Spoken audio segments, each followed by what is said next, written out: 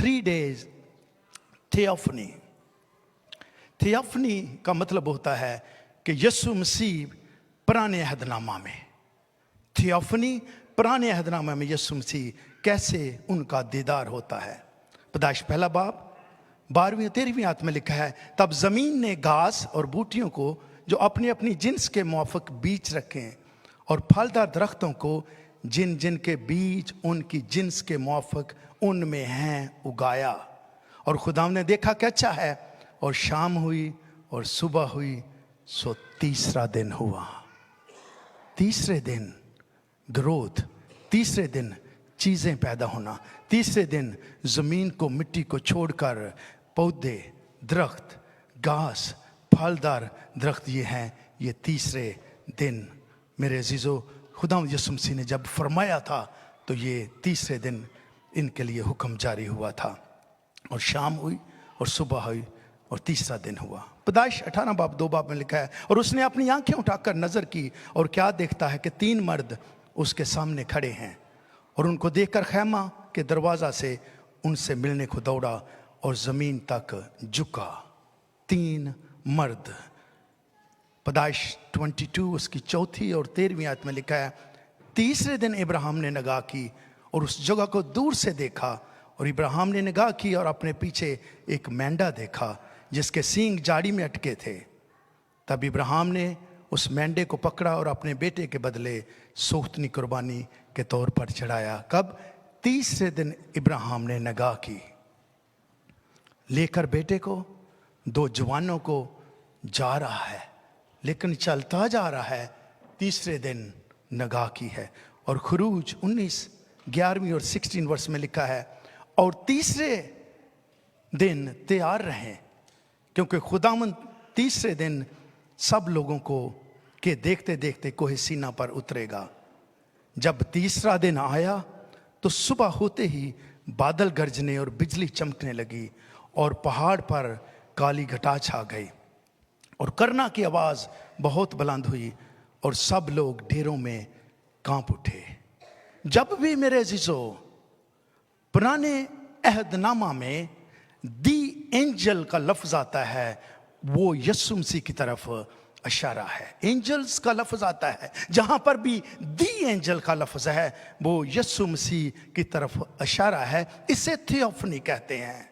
Yes, खुदा ने क्या किया, पहले दिन में, पहला जो दिन है उसमें दिन और रात को पहले दिन बनाया, दूसरे दिन आसमान को बनाया और तीसरे दिन जमीन को पानी से अलहदा किया।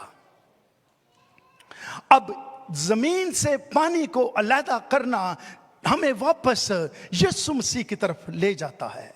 चाहे पुराना अहदनामा है, जितनी भी किताबें हैं, अगर कोई पढ़ने वाला उसमें क्राइस्ट को नहीं देखता तो रियली आपको समझाने की जरूरत है कि बाइबल कैसे पढ़नी है। हर हिस्सा जो कलाम का है थियोफनी उसमें पाई जाती है। और यहां पे भी हम देखते हैं कि तीसरे दिन जमीन ने पानी को छोड़ा है। और साथ ही जब हम इब्राहिम की कहानी पढ़ते हैं तो इब्राहिम लिखा है कि अपने डेरे में खैमा के दरवाजे पर गर्मी है, बैठा हुआ है और उसने नजर की है, क्या देखता कि 3 मर्द वहां पे मौजूद हैं।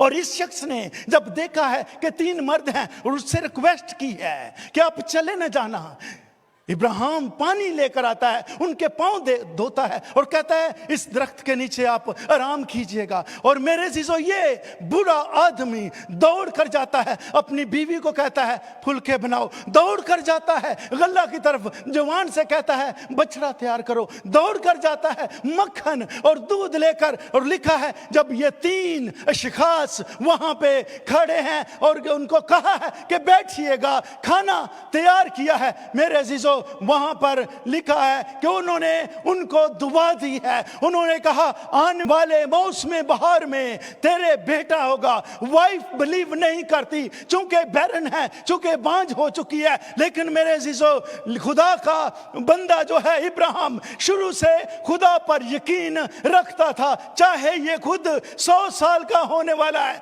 लेकिन ये खुदा पर यकीन रखता था। ये 3 मर्द जब गए आए हैं तो मेरे अजीजों क्राइस्ट वहां पे मौजूद है। और इसी तरह इसको जब औलाद मिल जाती है, बच्चा बड़ा होता है, तो खुदा इसे आजमाता है और कहता है मैं तुझे जानना चाहता हूं कितना तू मुझे प्यार करता है। सबसे तेरी प्यारी चीज जिससे तू मोहब्बत रखता है वो मुझे चाहिए। आज मैं और आप अपनी सबसे बेस्ट चीज खुद रखना चाहते हैं। अगर ये बरकत आज ये यरूशलेम, ये यहूदी कौम इब्राहिम से जारी होती है, अगर उनकी जैसी बरकत चाहते हैं तो बेस्ट उसको पेश कीजिएगा। आपका सबसे इंटेलिजेंट बच्चा जो है खुदा की खिदमत में भेजें उसको। अगर आप बरकत पाना चाहते हैं, चूंकि हम ग्रीडी हैं, हमें मालो दौलत से मोहब्बत है, मेरी बहन मेरे भाई ये सारा मिट जाने वाला है, कुछ भी मेरे और आपके काम आने वाला नहीं है। उसको कहा जो तेरा प्यारा है, जिससे तू मोहब्बत करता है, उसकी मुझे कुर्बानी चाहिए। और ये शख्स चल पड़ता है, लकड़ियां चीरी हैं और गधे पे रखी हैं, और लिखा क्या है, 3 दिन के बाद उसने निगाह की, मोरिया के मुल्क में मैं तुझे एक पहाड़ी दिखाऊंगा। ये वही मंजर है क्राइस्ट का जो कलवरी की पहाड़ी की तरफ इशारा है। मैं तुझे दिखाऊंगा। 3 दिन के बाद उसने निगाह की। कुछ भी होना है तो 3 दिन के बाद होना है, इसलिए क्राइस्ट तीसरे दिन जिंदा हुआ है। और वहां पर जाकर बेटा क्वेश्चन करता है, कहां है बर्रा? खुदा मुहैया करेगा इस बंदे का फेथ जो है, इसलिए इब्राहिम को ईमानदारों का बाप कहा जाता है। बर्रा मुहैया करेगा। छुरी ली है, आग ली है, लटा दिया है, और छुरी कैंची है कि इसको कत्ल करने, क्योंकि खुदा ने मुझे हुक्म दिया है, मुझे कुर्बानी इसकी चाहिए। और फिर क्या लिखा है, जो ही छुरी खींची है ऊपर से आवाज आती है, इब्राहिम इब्राहिम अपना हाथ रोक और पीछे देख, बर्रा मौजूद है। पीछे देख, क्राइस्ट मौजूद है। पीछे देख, मैं यहोवा यरी हूं, मैं पहाड़ पर भी तेरे लिए मुहैया कर सकता हूं अगर तेरा ईमान है तो। मेरी बहन मेरे भाई, ये क्या होता है? जब देखा है तो उसके सींग जाड़ी में के हुए हैं। ये जाड़ी वही है जो यीशु मसीह पर कांटों का ताज पहनाया गया है। और फिर उसने क्या किया है कि उसको लिया है और लिखा है, सोख्तनी कुर्बानी के तौर पर उस बर्रे को चढ़ाया। जब भी सोख्तनी कुर्बानी होती थी, बर्रा पूरे का पूरा जलाना जरूरी होता था। इसलिए मेरे शिशो, ये बर्रा जो पूरे का पूरा जलाना जरूरी होता था, इसीलिए मेरा और आपका मसीहा सर से लेकर पांव तक जख्मी लहूलुहान है, इसलिए ताकि ये सोख्तनी कुर्बानी जो है मेरे और आपके मसीहा ने मेरे लिए, आपके लिए, आपके खानदान के लिए, आपके बच्चों के लिए कुर्बानी दी है। अगर मैं आज भी अपनी किसी और दौड़ में दौड़ रहा हूं तो मैं गलती पे हूं, क्योंकि खुदावंद ने अरेंज किया है, उसने अरेंज किया है तो वो मुहैया करेगा। जिसने आपको जिंदगी दी है वो मुहैया करेगा, जिसने आपको खानदान दिया है वो मुहैया करेगा, और जिसने आपको इधर लेकर आया है, यहाँ के सारे सोर्सेस, यहाँ की सारी सहूलियत वो मुहैया करेगा, क्योंकि वो यहोवा यरी है। इसलिए यहोवा यरी का पहली बार लफ्ज जो यूज हुआ था वो पहाड़ी पर, जहां इब्राहिम अपने बेटे की कुर्बानी के लिए लेकर जाता है, जो तेरा इकलौता जिसे तू प्यार करता है। खुदा ने कसम खाई, खुदा ने कसम खाई इस बात की कि चूंकि तूने किया है, एक ही तुझे बेटा दिया था, वादे का फर्जंद, लेकिन चूंकि तूने वफादारी दिखाई है, वफादारी के बेस पे खुदा ने कसम खाई कि अब एक नहीं, अब तेरी औलाद आसमान के सितारों की मानद होगी। अब तेरी औलाद समुंदर के किनारे की रेत के जर्रों की मानद होगी, जिसे तू गिन नहीं सकेगा, क्योंकि तूने मेरे उस हुक्म को माना है। मेरी बहन मेरे भाई, अगर आज भी हम उसके हुक्म को मानकर चलते हैं तो कोई चीज हमारे रुकावट नहीं बनती। ये घाटे, ये कमियां जाती रहती हैं, क्योंकि अगर हम उसके पीछे चलते हैं पूरे तौर पे तो वो यहोवा यरी है, वो हर हाल में मुहैया करता है। और इसी तरह जब मिस्र से निकली है कौम और कोहे सीना पर पहुंचती है, और कोहे सीना पर पहुंचते पहुंचते इनको 3 महीने लग गए थे। और इसीलिए खरूज में लिखा है, और तीसरे दिन तैयार रहे। 3 महीने लगे कोहे सीना पर पहुंचने के लिए। खुदा का हुक्म क्या हुआ? चूंकि जो मूसा है ये पहाड़ पर जाता है, खुदा की बातें सुनता है और आकर कलीसिया को बताता है, कलीसिया की बातें लेकर खुदा को बताता है। और क्या लिखा है कि 3 महीने लगे इनको कोहे सीना तक पहुंचने के लिए। और तीसरे दिन खुदा ने क्या कहा कि तीसरे दिन सब लोगों के देखते देखते कोहे सीना पर उतरेगा। जब तीसरा दिन आया तो सुबह होते ही बादल गरजने, बिजली चमकने और पहाड़ पर काली घटा छा गई और करना की आवाज बहुत बुलंद हुई और सब लोग डेरों में कांपने लगे। Thick clouds upon the mountain. क्योंकि वजह यह थी मेरे जीजो कि खुदा के जलाल को, खुदा की हजूरी के सामने कोई इंसान ठहर नहीं सकता था।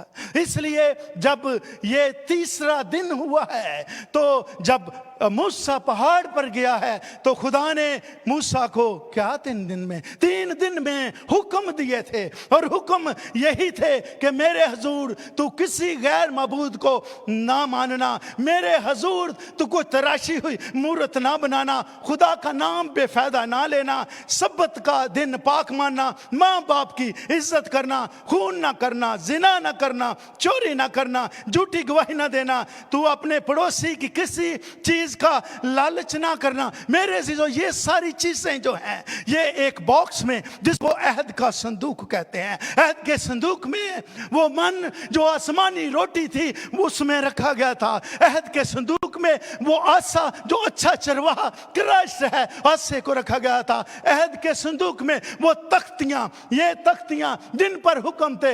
इसलिए मेरे अजीजों अगर बॉक्स को गौर से देखें तो उसके ऊपर 2 एंजल्स बनाए गए हैं जिन्होंने साया किया हुआ है, उनको जलाली करूबी कहते हैं। ये मंजर भी क्राइस्ट वहां पे मौजूद है। इसीलिए अहद का संदूक जहां भी जाता था बरकतें नाज़िल होती थी। अहद का संदूक जिस घर में जाता था बरकत आ जाती थी। अहद का संदूक जिस कबीले में जाता था बरकत आ जाती थी। आज भी मेरी और आपकी बरकत जो मेन फोकस है वो क्राइस्ट है।